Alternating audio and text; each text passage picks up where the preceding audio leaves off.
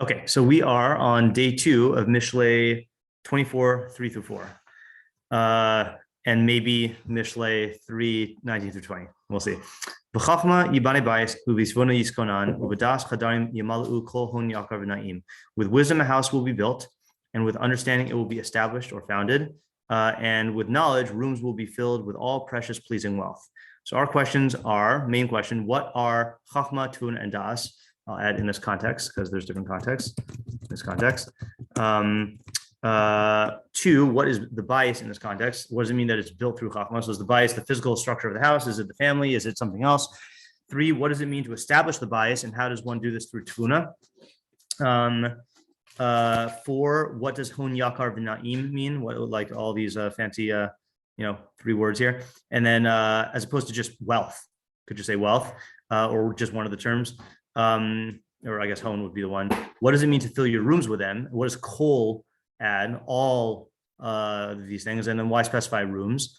5, what is the relationship between the 3 clauses? How does each clause modify or add to the previous one? So in other words, do you need to like do them sequentially, like you do Chochmah, and then upon that you do Tevunah and then Daas, or or is it like, are these like, is this like a drop-down menu? Like you could just choose one of them, who is the audience? What is the practical application of beyond just get Chochmah, Bina, and Daas? What is the derech nister, if there is one? 8, is this connected to the previous dozen or so pesukim about the Musa from the father to the son? And if so, how? And then 9, what was the subject of the pasuk? So we had one approach last time from Yaakov, which was the which I would have skipped this approach erroneously. I think this is good that you took the approach, which is, there are Mefarshim who take every word as having its own, let's say like the Malbim and like Rav Hirsch school of thought, where every single word has its own meaning, and there's no such thing as synonyms or repetition in any pesukim at all. And then there's like the more general thing that like pesukim repeat themselves and there's stuff for poetic reasons, So I automatically assumed that these 3 terms were being used in technical senses, but Yaakov took the approach that maybe it's just saying that use Chochmah, Bina, and Daas to like build a successful home, And the question then is, well, what was the Havamina? Well, the Havamina is that that you can somehow get this without that, that you can get wealth without that. And I think Yaakov's idea, correct me if I'm wrong, was just as everyone recognizes that you need a certain type of Chochmah and Tevunah to build a house, people don't just go and like, throw materials together. You hire experts. So too, you need thinking and expertise and principles to acquire wealth. You can't just like get it, through like, doing random things or doing like, through magic, but yet people think that they can. And like that fallacy leads to lots and lots of bad decisions of get rich quick schemes and like, insufficient preparation for the area that you're going into. And if you're going to challenge this idea and say, well, there are people who got rich quick, that's not a plan, right? That's basic Mishlei, right? The example Rabbi Moskowitz would give is like, don't swim with sharks or you'll get bit. And if you point to a case where people swam with sharks and they didn't get bitten, that doesn't mean that that's a good decision, right? In all probability, then you're not going to become fantastically wealthy without some form of Chochmah or Tevunah. And if you do, it's going to be a fluke, and it's probably also not going to last. Like that's the other thing. Yeah, Isaac? I have another idea. Okay. Or part of an idea. I think at least nowadays, unlikely then, these are like different, these are different financial goals that require different types of financial plans. Okay. Like buying, like let's say like just nowadays, like saving up for a down payment. Yeah. That's like, that's like a certain process, and versus like the process of like accumulating savings for long term and like planning that out is like, I guess, a different process. And then finally like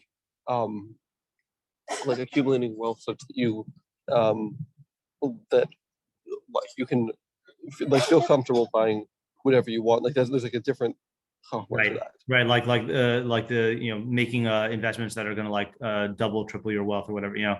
Yeah. Okay. Yeah. That's good. Yeah. I was thinking along similar lines. Okay. Anyone else have anything other approaches before we go into one of the Mefarshim? I want to kind of focus on Rabbeinu Yonah today. Yeah, it's fun. Like I think like the Mud and Mishlei shiur kind of like helps with this a little bit. I also felt that way, but I didn't pursue the thought. Why? What were you thinking? Oh, because like I think it has to do with more of your approach, like the the tzaddik has like their mindset is systems, Right. That, like that's how just they think and operate. Yeah. And the Rasha is like the antithesis of that. Yeah. Right. But over here, it seems like, and I'm using like little grant on my picture. Yeah. Like you have like the foundation, you have, that's like the, like the basics, Yeah. like the facts to work with, and then you build on it using your, I don't know, whichever one's higher level, Chochmah, Tevunah, I don't know. I can't remember. Yeah. So Chochmah, Right. then Tevunah, then Daas. Right. So you Yeah. use it to build on it, and then your Daas is now you can like be, creative with it, and try to like implement it, in the world and stuff like Okay, that. yeah. So I think we're gonna when we define these terms specifically, then I think you'll probably be able to develop that approach more. Yeah. Like unworked out thought. Sure. Just 1 second, Isaac. Yeah. It could be like trying to highlight the. I don't know. Problem for me is I don't know exactly what Daas is. But if Daas is like just knowledge, just like facts. Yeah. It could be trying to highlight the power of Chochmah and Tevunah by saying that if you use in this starting planning process Chochmah and Tevunah to plan and build out your house, that could be so successful as long as you can continue whatever the Chochmah sets up. With, like static Daas, that's enough such that you can build your house. Yeah. I see it. Right. I definitely see the approach. I think, and it's possible I'm just being influenced by the Rabbeinu Yonah here, but I want to say that the pasuk makes it really sound like the Daas is superior to Chochmah and Tevunah, and I know you're saying that in the results it'll end up being superior, but I get the strong vibe that like as a capacity or as an asset, then Daas itself is like is not going to be like facts or information, and that's why I would be tempted to learn along those lines. Yeah, Isaac. Yeah, I was just thinking about kol hun yakar v'na'im. It's not going to literally be like everything you could possibly imagine. That Rambam about the vessels. Yeah. So I think at least a part of it is deciding what you actually want and having a limitation of that, such that there can be a kol. That's interesting. That borrowing from Rabbi Feder's Bakol idea. Yes, I am. Yes. I was thinking of that. Yeah. I hear. Yeah. Just one more thing. Yeah. Maybe I think this pasuk is a formula for a successful business plan. Yes, I think it is also. I think that I think we're going to be able to figure out how that's gonna work. Okay, and I think this is going to fit into your diagram also. All right, so let's go into Rabbeinu Yonah. I mentioned when we. What did I say? Sorry. Can you not hear? Is it? No, I could have just cut out. Okay. Yeah. Oh, he said he thinks this is a formula for a successful business plan. Okay. And I agreed. Okay, so I mentioned at the very beginning that each of the Mefarshim is going to have their own take on these three terms. And I did a brief survey. I didn't look at all of them, but Rabbeinu Yonah seems to have the most to say in terms of like spelling it out. But most of his stuff is not on our pasuk. Okay, so we're going to read what he says on our pasuk, and then we're going to go elsewhere. All right, and I didn't print out stuff for elsewhere. Okay, so Gimel. Lafishi, he is here. Shelo yikaneh ba'osher harashayim uv'shalvasam. Since the father warned his son not to be jealous of the wealth of the Rishayim and their tranquility, that was the previous two pesukim, and not to desire their friendship in order to profit monetarily. Also previous pesukim. Yomar Ata, he's saying now, he's saying if you involve yourself in Chochmah, Tevunah, and Daas, mehem yasik hashalva v'haosher milvad ma shetasik hanefesh mehem achris v'tikva. So then not only will you get perfection of the soul, right? Achris meaning like a lasting eternal outcome and hope for Olam Haba, but you'll also get tranquility and wealth. Okay. Kamo shiomar besofa inyan im matzasa v'ish achris. as it says at the end of the Inyan. Well, I don't know if he means that literally that the topic lasts until 14. We just started Rabbeinu Yonah Ezra, so I don't know which page it's on. But he's saying in that pasuk that's talking about like the ultimate reward of the soul. Okay, so let's just go back and review the last two pesukim really quickly, because I think this is answering a question that we didn't ask. Don't be envious of evil men and don't desire to be with them. Because their hearts contemplate plunder, and their lips speak iniquity. So one of the questions we didn't ask is, where are the opposites? Okay, and the answer is in the next two pesukim, right? So here he's saying, if you want this wealth that you see these guys having, these anshe ra, this glorious wealthy lifestyle, that's not the way to get it. The way to get it is through Chochmah, Bina, and Daas. Okay, so that's like, I think that completes the picture, and it fits in really well with the Musar of the father. And Eli, I think last week was mentioning that this is very reminiscent of the first parak in Mishlei, where the father's warning his son not to join the gangs who are going to go like steal the money, and like you need to provide an alternative. You can't just say don't desire wealth. Like a kid is not going to, or a person who is in a society where that is like a value. It's very hard to just, you can listen to Security and Wealth, whatever, but that's not going to make you not desire wealth. You need to like channel it in a way where you can get wealth.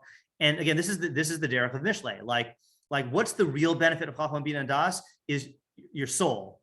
But that's not what people want. People want the wealth. So Shlomo says, okay, use Chochmah, Bina, and Daas to get wealth. And in the process, oh, I know why Isaac can't hear as well. Because the microphone's not plugged in. Oh, I can hear just fine. As long as the connection is fine. Okay, yeah, fine. But now you should be able to hear better. Yeah. Oh, I can definitely hear better now. Okay, good. Yeah. Sorry about that. I was going to say, this is Shlomo's approach, is that he directs you to be involved in what is objectively good, but for subjective, lower level reasons, and then eventually like you become attached to the good reasons. Yeah, yeah. Okay. So then at this point, when I was reading Rabbeinu Yonah, I was like, does that mean that he's not going to define Chochmah, Tevunah, and Daas? Because he just says, if you're involved in Chochmah, Tevunah, and Daas. Thankfully, though, he does, but again, he refers us elsewhere. He says, Uvitfuna yiskonan yiskayim v'mashech. So what does yiskonan mean? It means that it is permanently established and it continues. So it's made to last, basically. Miloshin lo tikon ata umalchusecha. Like he says to Shmuel Aleph Chaf Lamed Aleph. Who's that going to be talking to? Is that Shaul probably? You and your malchus will not be firmly established. I assume it's Shaul. I don't know the context. Yeah, Sfas emes tikon la'ad, or in Mishlei, true lips last forever or established forever.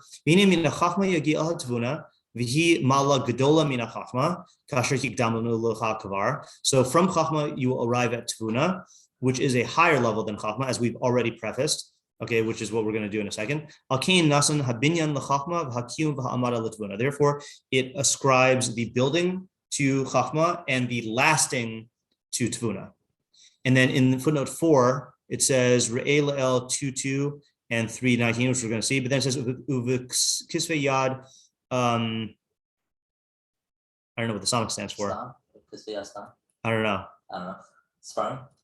Yeah, I'm not sure. Hosif, it's probably a specific manuscript. It adds Umina HaTevunah El HaDaas, and then from Tevunah you get to Daas. Alkein Nasan Habinyan LaChochmah Vakim Vahamida LaTevunah Umaleas HaChadarim Kolhon Yaakov Naim LaDaas.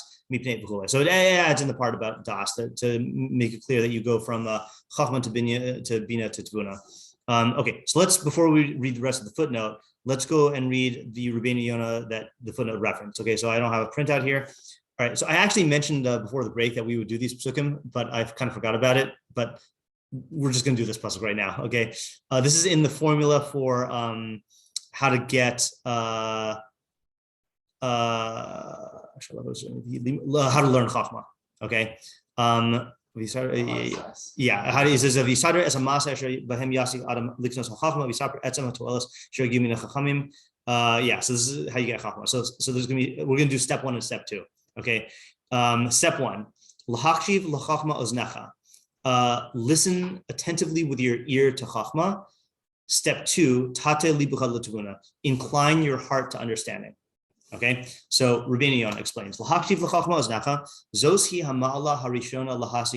this is the first step in acquiring Chochmah. Shetakshiv v'tivchan oznecha divrei hamalamdim hamorim al amitasim al buriam, that you pay close attention and discern with your ear the words of your teachers that point to the truth and the clear understanding.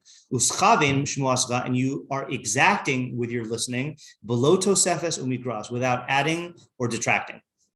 Okay, when I was only in Rabbi Fox's Gemara class in high school for my last semester of high school, and he would give us, it would be based on oral quizzes, and so we'd have to like read and explain. And whenever anyone would be trying to, let's say, like explain Rashi, and they would be like, conflating what Rashi says with their own understanding, Rabbi Fox would cut them off and say, don't editorialize, just tell me what Rashi says, and that stuck with me. Is like, there are people who think that they are giving over what their teacher said, or they think that they're telling you what the Mefarshim say, but they're editorializing, and you can think on your own, but you need to make a sharp differentiation between what was being said by so-and-so and what am I adding to that, and then he says, Gam, he says, there are people, that's what I was just talking about, they're not precise in their listening, and they add, and they detract. Gam yidamu lifamim sheshamu alav hein v'al asur mutter. They also sometimes imagine that they heard no for yes and asur that they heard yes when they really said no, and they heard mutter when it was really asur, Bekius and things like that. And when Chazal list the midos of Chochmah in the Brisa of in Avos chapter 6, quote unquote, when it lists the 48 qualities, hamachavin lishmuaso, one who is precise in listening, that's one of them. Now I remember again, it's amazing, Girsa Diankusa, like when you're first starting off and learning, like you remember everything. In my first year in yeshiva, Rabbi Goldberg gave a shiur on these pesukim, and I remember him asking the question. He's saying, "Is this just saying listen? Like obviously it's saying you should listen carefully, but is this just saying listen carefully? Is this just a matter of memory?" And he said, "No, like it wouldn't be one of the midos. Machabin l'shmuah. So this has to be a midah that you can work on. So the question is like, what is this as a midah? And he said that the clue is in the fact." Especially in the fact that people think that they heard yes when the answer was no, and think that they heard mutter when it was usher, that part of this midah, part of it is just being careful to listen and like directing your attention, but part of it is also being very aware of the tendency to project and to hear what you want to hear, or to like think that you read what you really want to read. So there's a certain perfection of the psyche of like keeping your own projection, being aware of the tendency to project, and like being on guard against that, and that's what the midah is. So yeah. I'm asking as a Talmud Rebbe, where do I fall in right now? Just myself. Be honest. I've seen both. You're honest and listen. I've seen both. I've seen you quote people. I feel like it's a semi, not frequent, a thing a recurring thing, where you'll quote other people, whether that you've heard or read, to support what you say, and then when I call you out on it and actually show you what was said, then you'll backpedal, and when you backpedal, you'll make it clear that what the person said and how you're using it are two different things, when you really present it as though like they were saying exactly your idea, Yeah. I can't argue. I also have an example that one of the perils of being a teacher, especially in younger, I guess the younger you go, then the more this is going to be the case, is that like, kids are not good with this. And oftentimes, parents will pounce on you for teaching stuff that is, that they disagree with. And like, you have to make them aware that their kid just got it totally wrong, and like I think the best, like, this is so long ago in my teaching career that I don't really remember the exact thing, but I remember I got an angry call from a mother who said, "How dare you teach my daughter that married women don't have to cover their hair?" And so I literally sent her the PowerPoint where I had it was one slide with big words, "Married women must cover their hair." And I said, "I'm sorry, but your daughter just got it wrong." Yeah, she got it as bright as he thought her. But like, and like you can make a boneheaded mistake where you actually like hear or read or see the opposite of what was said. It's just like, and that's another pasuk we did in Mishlei. I don't know if we did this in Mishlei, but yeah, I think we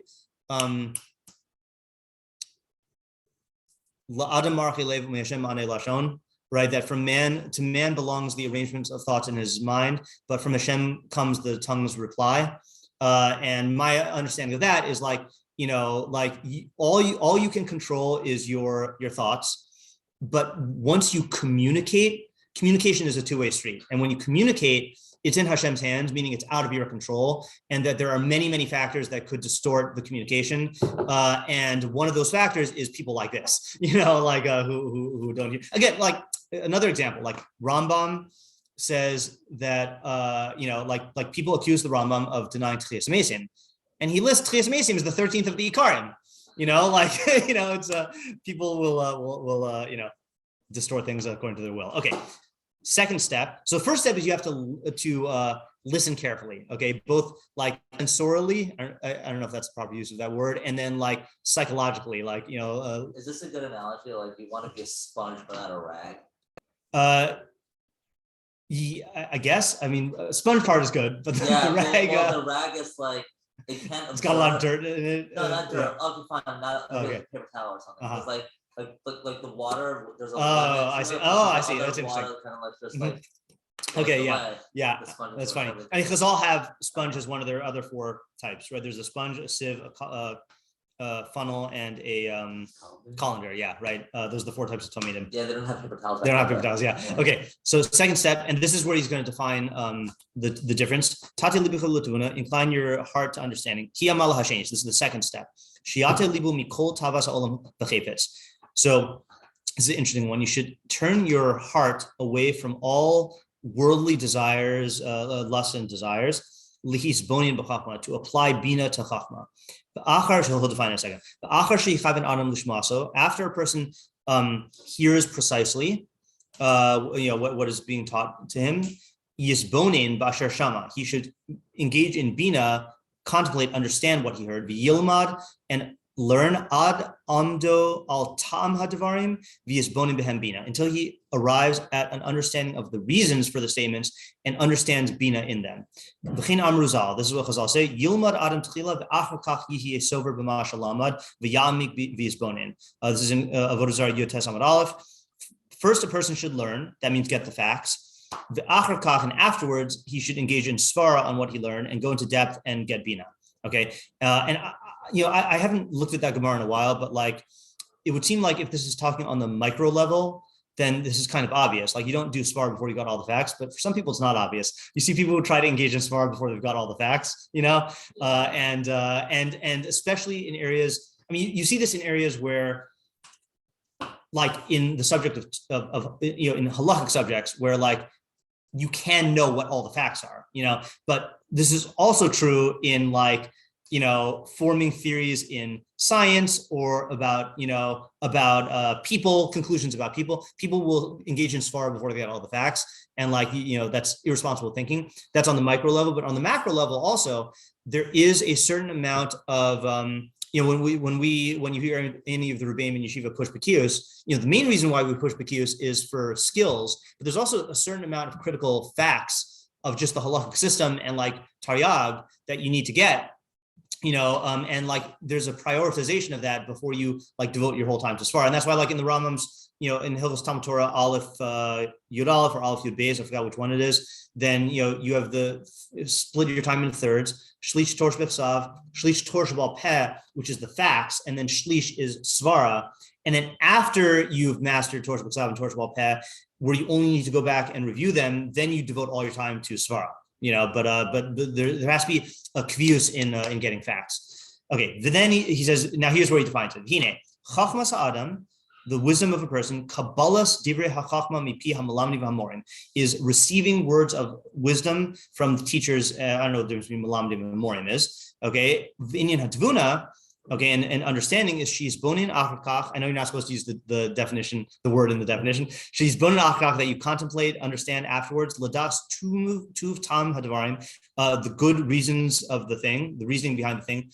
Ad shiasi lahavin davar mitok davar, until you can derive understanding of one principle from another, uladamus to hadvarim sharlamad, and compare the things that you've learned, kol inyan haroy ladamus lab, and make comparisons correctly. Okay, you can compare anything, right? But like when he says compare, there are things that are actually similar and things that are only similar on the surface. V'chein amru zal kol ki anavon hu asher mevin davar mitok davar, that a navon is someone who understands one thing from another. Al kain he's here b'kan al natias halev la Tevunah. Therefore, he's warning you about, he's adjuring you about inclining your heart to Tevunah. Ki tarka adam lefanos ma chashavta mikol davar. You need to turn your thoughts away from everything else, and incline your heart away from every desire and devote it to Tevunah. Okay, so before we get the overall message, let's just get the definitions. Chochmah is what is received knowledge.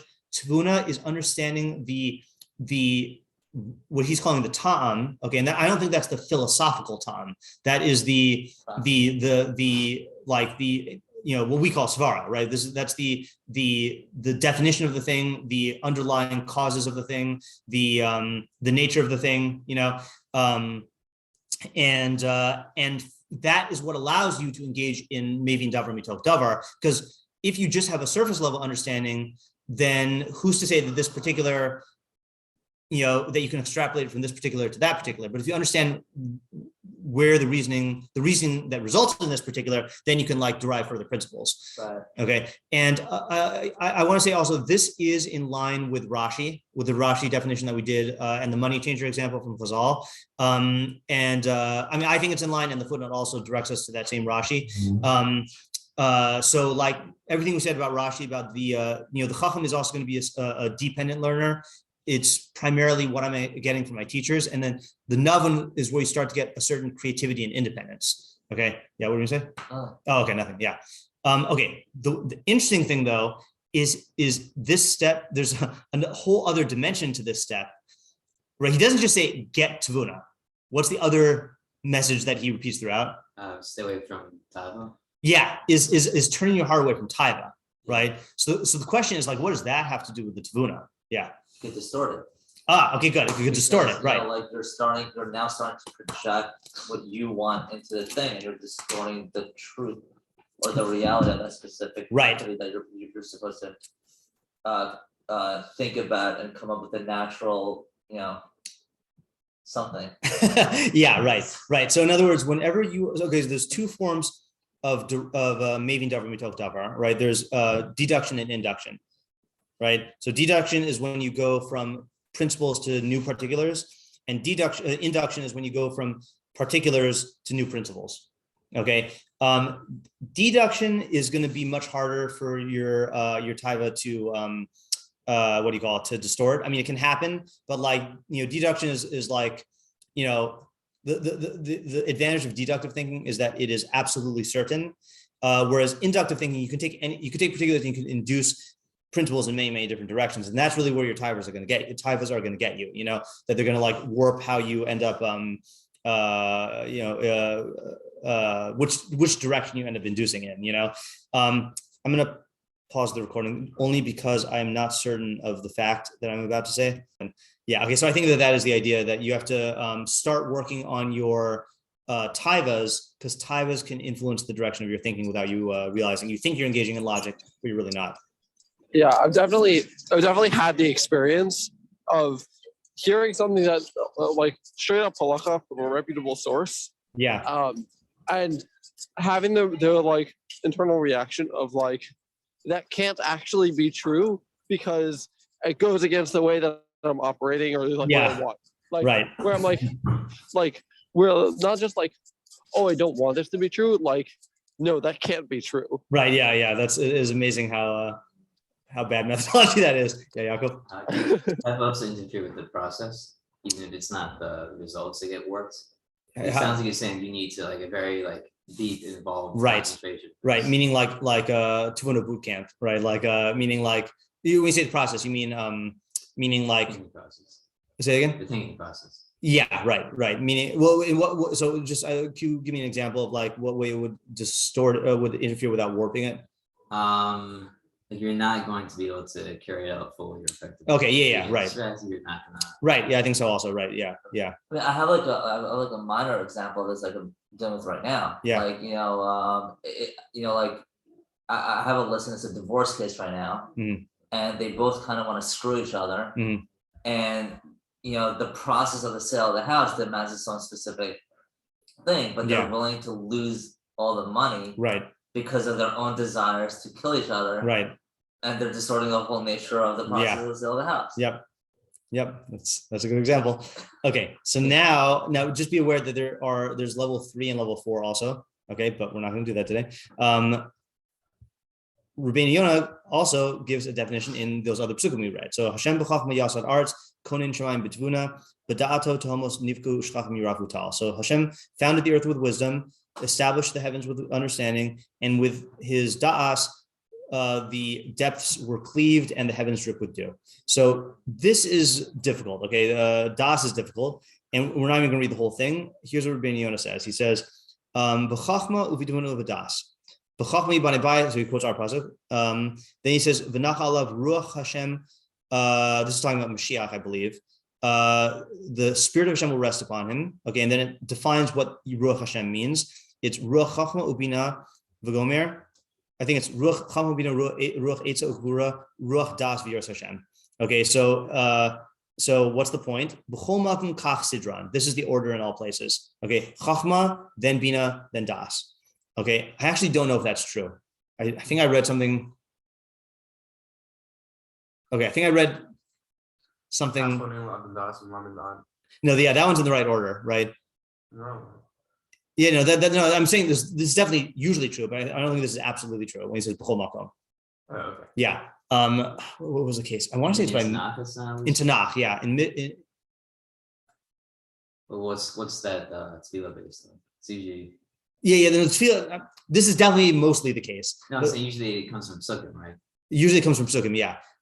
There's Avram ben Rambam who says that that there are a few cases where it mentions Navon, then I want to say it's in the building of the Mishkan. Does that ring a bell? Yeah, I'll have to find it.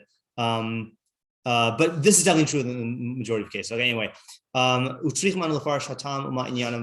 need to explain the tam here means the meaning and their subjects and their differentiation. First is chachma. Someone with a wise ear will be considered a chacham. So again, that is the same definition before, receiving things. Also in Pirkei Avos, it's saying that the chacham. The chacham is not a thinker. The chacham is a recipient of knowledge, right? The paradigm recipient of knowledge. Okay, navon maybe never mitoch davar. Okay, shorthand. Now here's where he gets. This is the most difficult one to understand. Umagin mizos el hadea. From there you arrive at dea. Be'inyan shelo yimtza davar lahavin mitocho. When you find something that you cannot derive understanding from, yavin mishikol hadas. You understand it from shikol hadas. And how do we usually translate shikol hadas in English? Weighing of factors. No, it's not. If you had a one-word translation. Deliberation. No. Intuition, I think, is how we usually translate it. Yeah, intuition. Yeah, and now here, just to clarify. Oh, sorry. Just to clarify, you need intuition for induction. Also, you need intuition for Tevunah. But I think the key is when he says the inyan shelo yimtza davar lahavin mitocho. when you don't have something to understand from, Tevunah is mavin davar mitoch davar. When you don't have a davar to be mavin from, then the highest level is in intuition, or the most subtle level is intuition, where your mind will tell you where to go when you don't necessarily even have like a clear path in front of you. Okay. And for that, kedusha, v'yira, v'das kedoshim. You need kedusha and fear and das kedoshim, which is a very perplexing phrase. Oh, fine. He says that also. Low borrower. This is not clear. Okay. I don't know what he means by das kedoshim, but kedusha is an even higher level than it seems to be the next level of progression from what he said about the second step, right? Let's go back. First step towards Chochmah is machavin shmuasa, which means you listen, but you also are monitoring your own projections. Okay. Then you get Tevunah, which is maybe davar mitoch davar, but also there's a midos perfection, which is starting to withdraw your involvement from taivas and only invest them in bina. And then for Daas, you need kedusha, which seems to be the furthest extension of that, where you have transcended like your animalistic nature, and like your mind is, so to speak, like a master of your of the desires, and you don't need to like actively be like turning yourself away from taiva anymore, So I don't know what that psychological development looks like, but I just wanted to point out that each of these three levels it's not just intellectual perfections, it requires psychological perfections, which by the way is a pitch for why you should learn Mishlei, in addition to like learning Gemara, because you can learn Gemara all day, but you need psychological perfections and perfection of midos in order to be able to get the perfections of the intellect there. Yeah. Just to ask a question on that. Is he saying that, without, something tangible like a davar, like to have das, you meaning like having das means you have to be on this, having these traits so that you're able to come up with something, without it being distorted, without a davar. I'm not sure what you're asking. I'm asking because like we mentioned before that without something that you got a Tevunah from, you need something to be able to transcend it to Tevunah, right? Right. Is he saying, I'm just trying to clarify, like, is he saying over here that with Daas, like you need to have kedusha v'yira? If you don't have this, if you don't have that davar. Yeah, you need to have kedusha if you don't have that davar, right? So if you want to put it in the, I never know my converse, contrapositive. I don't know. The other case is like if you tried to, bina will only get you to the point where you can be maybe davar mitoch davar, and then if you try to apply your bina without kedusha, then you're going to arrive at false conclusions. If you try to apply das without Tevunah, then you're going to arrive at false conclusions. Yeah. Okay, so unless you have these traits, other questions like how are these traits? Yeah, I'm not sure. And I also don't know what he means by these traits. In the footnote, I feel like the footnote would direct us to other Rabbeinu Yonahs where he explains it, if those Rabbeinu Yonahs existed, but it doesn't. So I assume they don't. I don't think there's a Rabbeinu Yonah on that pasuk, unfortunately. I think we lost it. Let's see. Can you give me permission to speculate? Only if you have Yura and Kedusha and Das. Yeah. Hold on just a second. Let me just check and see if there is Revina Yona here. I don't think we have. Oh yeah, it's not even showing up. Yeah, we don't have Revina Yona on. FYI, I think Revina Yona from like midway through chapter 3 through chapter 9 is lost, and then from 10 until like the 20s, then we have it. Yeah, you want to speculate? Go ahead. Yeah. Okay. So I guess, we could start off with like, why have a davar? Meaning like this specific davar is supposed to, like it's kind of like grounding you in a specific reality of this object. Yeah. Right? Now that you're grounded in reality, you're able to work within that, realm to come up with something, that's an add-on to that. But it's grounding you, so to speak. So maybe because, and then you get the Tevunah and whatever. Maybe you could say that if you don't have that, now what support system will you have to be grounded in, in reality? Yeah. So maybe like having kedusha, yira, and all that, like you're that is a level of you being grounded in reality, and you're able to come up with certain truths from that. Sounds good. I think I just am not familiar enough with the territory to know that what's like, and I think we need examples. I want to point out, I think maybe because you said that this reminds you of a Monday Night Mishlei, I want to point out a thing that I started off my Monday Night Mishlei methodology blurb with was to me, this really does correspond with the Bruce Lee trifecta of, not trifecta, the 3 stages of learning a craft: learn the rules, master the rules, dissolve the rules, right? So when you first start off learning a craft, whether it is, playing a musical instrument, learning a sport, learning Gemara, your first stage is just, you can't reinvent the wheel, right? That's just not the best way to go about it. There are principles that have emerged from countless, other experts, and you need to learn to first familiarize yourself with those principles. Okay, then you need to master those principles, which to me means 2 things. One means understanding them, or I guess 3 things: understanding them, being consistent in them, and then making them second nature to the point where like you have internalized them. Okay. And then only when you do that can you dissolve the rules and think outside of the box and forge your own path, And if you look at the geniuses in any field, whether it is in Torah or whether it's in writing or whether it's in music or whatever it is, that's what they do, is that they start. And the example I gave on Monday night was, if you listen to early Beethoven, he's just a Mozart copycat, and it makes sense because Mozart was the greatest classical composer at the time, and Beethoven like emulated him, and then mastered that, and then became Beethoven, then broke out of that and had his own style. And obviously the temptation is to try to break out and have your own style like from the beginning. Or here's another example, perhaps going to business ideas is Steve Jobs, right? So the Walter Isaacson biography was very good, but I'm meaning to reread it. I've only read it once, so I think I'm getting this right. But like, you had the era of the cell phones, right? And then you had like Blackberries and Palm Pilots and all those stuff. And you look at the devices from that era, and like it's just screen like filled with buttons, and I think, and then with a stylus, also styluses, right?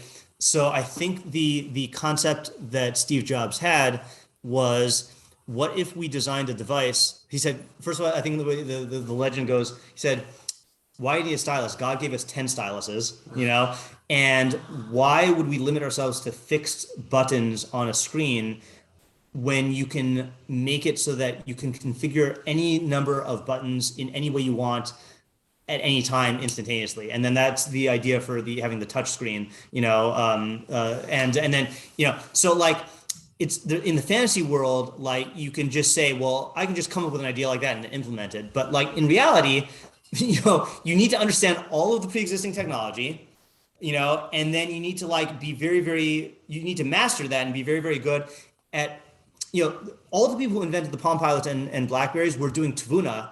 They were taking old principles and applying them in new ways, So, but to come up with some completely, new concept that hadn't existed yet, that's like Daas, I want to think about this much more. I think we're gonna have to spend Friday on this also. And then I do want to explore, like, in terms of in explicit business terms, like you were asking about, and then we need to go back to in household terms.